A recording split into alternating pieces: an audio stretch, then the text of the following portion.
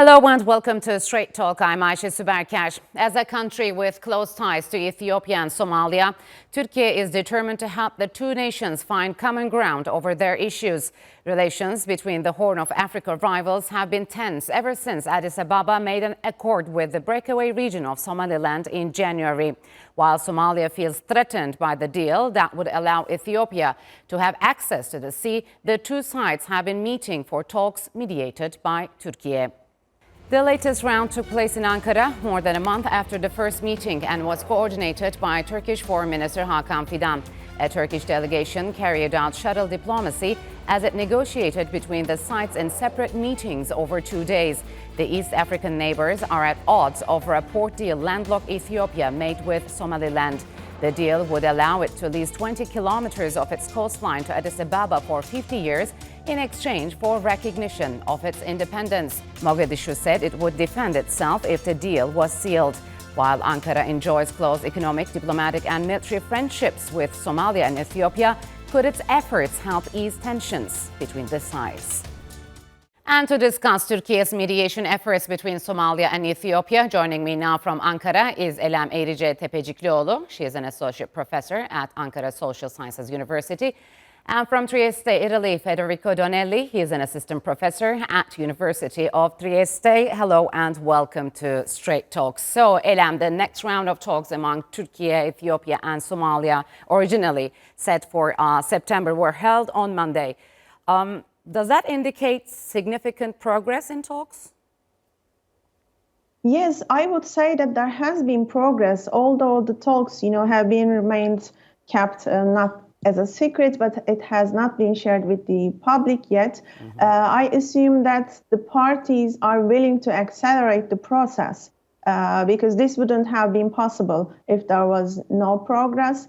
So because, there are some critics both in Ethiopia and Somalia, the opponents always find something to criticize. Maybe they would like to avoid such critics and saying that, look, we are determined to have successful negotiations and a successful mediation process. This is why we would like to accelerate the process. I think this is a way to reveal both to their publics and to the international audience, saying that, yes, we are determined to find a peaceful solutions and to address all our differences. So, Federico, what do you think? I mean, what's your take on these negotiations and why did Ankara host the leaders of both countries at separate meetings? Well, I believe that there's a point that in some way force Ankara to organize as soon as possible another round of talk that is related to the future of Somalia. We will know that Somalia is still in the case of instability, a wide instability with Al-Shabaab terrorist organization and so on. And we will know that among the most engaged countries in the stabilization of Somalia, of course, there's Türkiye, but also there's Ethiopia with many troops on the ground. And for the future of Somalia, it's important that Ethiopia does not withdraw its own troops from Somalia in the next year. So I think that Türkiye is trying to find a common position with Ethiopia on the future of Somalia as well. So, Elem, what's at stake for Türkiye to have Somalia and Ethiopia overcome their disagreements? And is there a common ground between the two nations, do you think?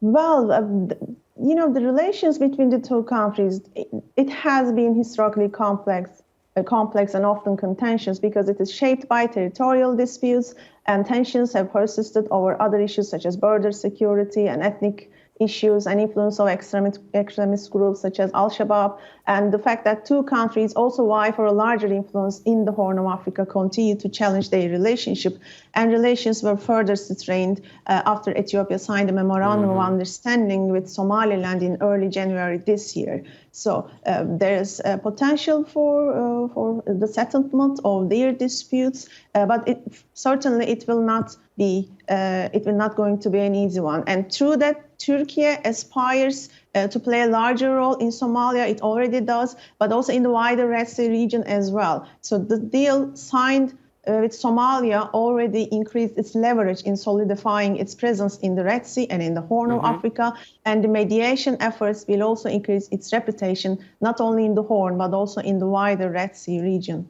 So, Federica, what's the centerpiece of these negotiations? As Elam mentioned, where does this controversial Berbera port deal signed in January between Ethiopia and the breakaway region of Somaliland stand now?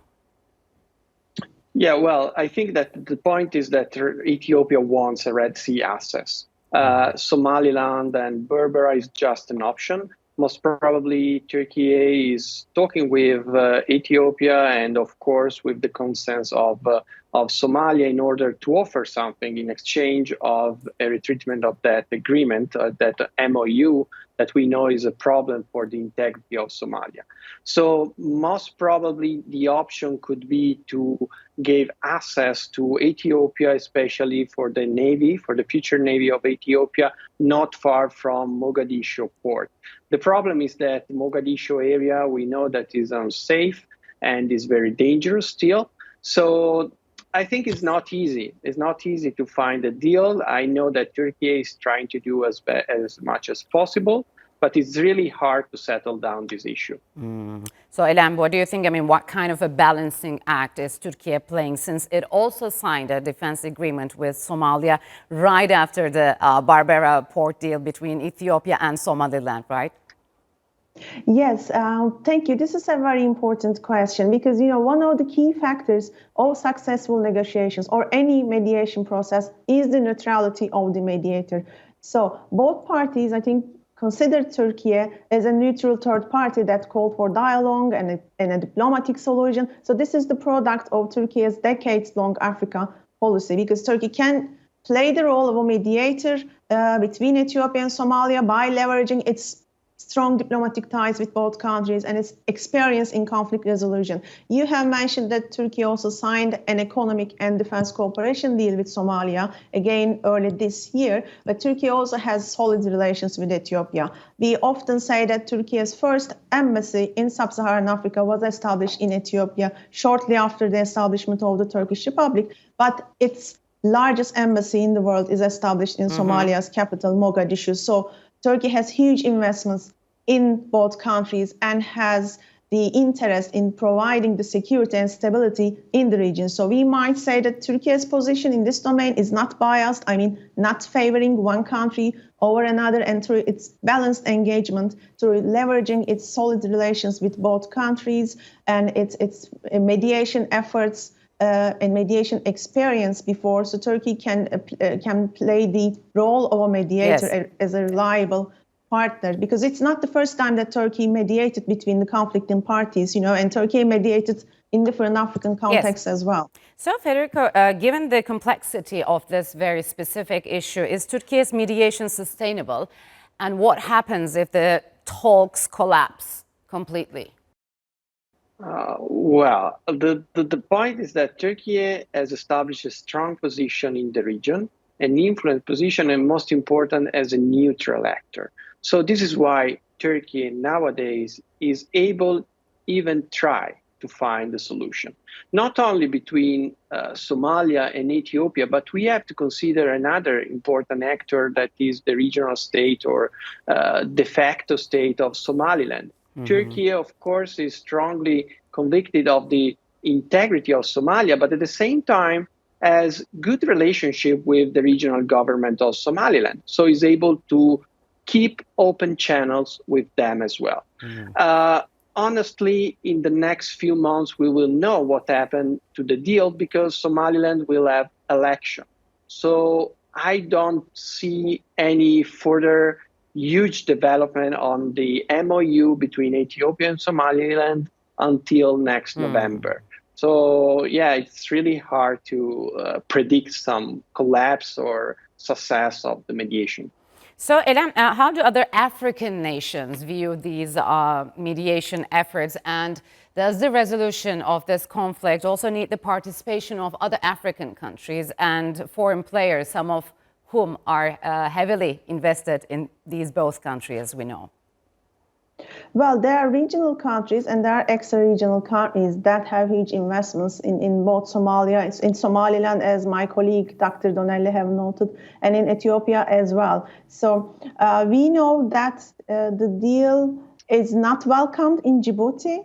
because Ethiopia is a landlocked country. This is why it seeks sea access, and reportedly 95% of Ethiopia's imports goes through the port of Djibouti. So if Ethiopia tries to diversify its trade partners in this regard, this will not benefit Djibouti. So, but most of those countries, both African countries and the extra-regional countries, they supported Somalia's territorial integrity and sovereignty after Ethiopia signed a memorandum of understanding with Somaliland. Yes. Because we say that Somaliland is a breakaway region of Somalia, but it is still part of Somalia. So Yes. under the international law, it does not have the authority to sign an international agreement with another country. So, Federica, what happens if Addis Ababa pressed ahead with this deal with Somaliland? I mean, how would Mogadishu respond? Well, there could be two main scenarios. The first one will be diplomatic efforts. We know that Mogadishu has already done many efforts within the African Union in order to recognize the integrity of the territorial integrity and the interference of another state in domestic politics. So most probably they will bring to not only African Union, but also United Nations. And then there's another scenario that, of course, is the most dramatic one, could be a conflict. I do not expect, honestly, because Somalia is not in position to enter into a conflict. But of course, there could be some kind of low-intensity conflict in some regions, in some border regions, especially in the, we know that the area around the former Ogaden conflict, so with many Somali communities and Somali population, and that could generate more instability in Ethiopia. Ethiopia as well does not need more instability within the country. So I think that the diplomatic option is the best option for all the states. We have to see if Ethiopia is ready to maybe move not too much forward with the MOU and find a compromise with Somaliland and, of course, with Mogadishu. But I do not expect that with the old investment in Berbera, especially by UAE, they will decide to cancel that option. Yeah. So there's need more negotiation among all the stakeholders. All right, Federico and Elam, unfortunately, we'll have to leave it here. Thank you very much for joining me on Straight Talk.